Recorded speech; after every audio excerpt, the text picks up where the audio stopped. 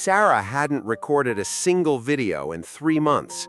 Her YouTube channel still posted twice a week, still got views, still made money, and she was nowhere near a camera when it happened. Sarah Mitchell was 31, working remote customer service shifts out of her one-bedroom apartment in Phoenix. The pay covered rent, barely, nothing extra, no savings, no room to breathe. She'd tried side hustles before, selling candles online, a drop-shipping store that lost more money than it made, a blog nobody read. Every night she scrolled past creators with millions of subscribers, fancy cameras, lighting setups, editing software she didn't understand and couldn't afford. I don't have the face for this. I don't have the voice for this. I don't have the time for this. She closed the laptop most nights more tired than she opened it. One Sunday, her coworker Lindsay sent her a text. "Have you heard of YouTube automation? My cousin runs 3 channels and has never shown his face once." Sarah almost ignored it. She'd heard 100 make money online pitches before, but something about never shown his face made her pause. She typed it into YouTube herself. What is YouTube automation and how does it actually work? 40 minutes later, she was still watching. The concept sounded almost too simple. Faceless channels, scripts written with AI, voiceovers generated without ever touching a microphone, stock footage and AI-generated visuals stitched together, channels running on autopilot once the system was built. This has to be a scam, she thought, or it only works for people who already know editing, or it's saturated, or it's too late. Every excuse she'd used on every other failed attempt lined up again right on cue. She almost closed the tab again, but she kept watching one more video, then another. She learned that YouTube automation wasn't about faking anything. It was a system.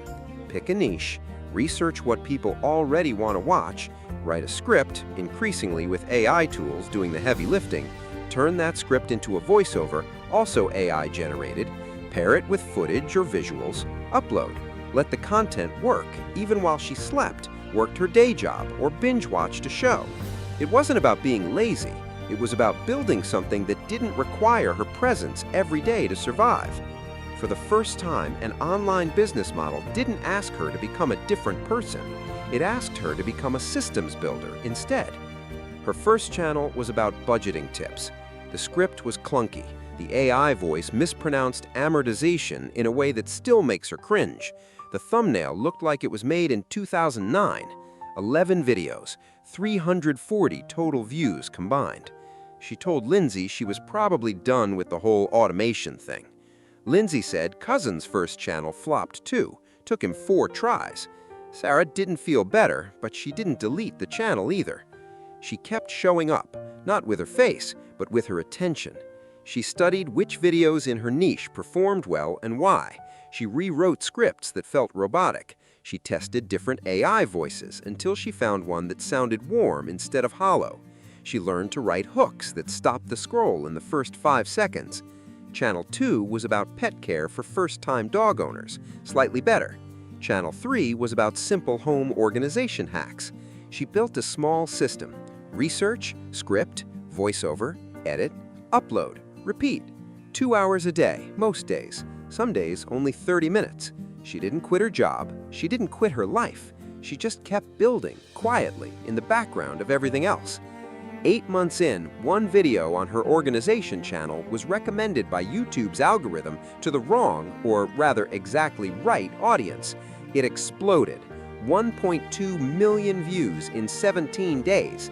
Ad revenue alone brought in $3,200 that month. She sat on her couch, staring at the analytics dashboard, refreshing it like it might disappear. It didn't disappear. It kept climbing. Sarah still works her customer service job, for now, but the math has changed. Her 3 channels run on a system she built once and refined slowly. Scripts get written, voiceovers get generated, videos get uploaded. Some weeks she barely touched them. She's never shown her face. Most of her viewers don't know her name, but she knows something now that she didn't know a year ago. She built something that works without her standing in front of a camera, without her personality being the product, without burning herself out to keep it alive. Sarah's biggest obstacle was never talent, charisma, or even time. It was the belief that building an online income required becoming someone she wasn't. YouTube automation didn't ask her to be louder, prettier, or more confident on camera. It asked her to learn one system and apply it consistently. You don't need a studio, you don't need a following already, you don't even need to show your face. You need to understand how the system works and start building it one video at a time. If this story inspired you, subscribe for more videos about AI, success, productivity, and digital wealth creation. Your future could begin with one decision today.